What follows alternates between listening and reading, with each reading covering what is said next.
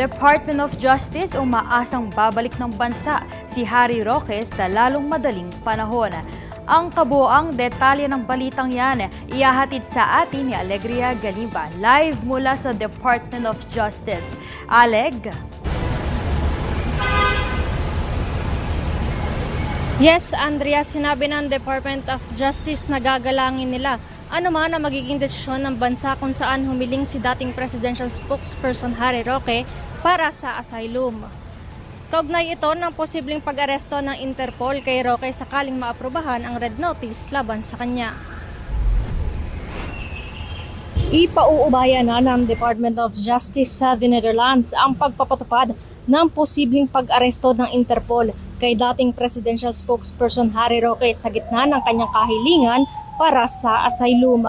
Matatanda ang sinabi pa ni Roque na humiling siya ng asylum, bunsod ng umunay nararanasang panggigipit sa kanya ng pamahalaan dahil isa umano siyang kaalyado ng mga Duterte. Ayon kay DOJ Acting Secretary Frederick Vida, kung sakali man na mayroon siyang aplikasyon ng asylum, gagalangin nila anuman ang magiging desisyon ng bansa. Samantala, umaasa naman ang kalihim na makakauwi ng bansa si Roque sa lalong madaling panahon para harapin ang mga kasong isinampa laban sa kanya. Definitely, I hope na mamadala siya rito para maharap na rin niya yung kaukulang diba, kaso. We're hoping maharap siya sa husgado sa lalong madaling panahon.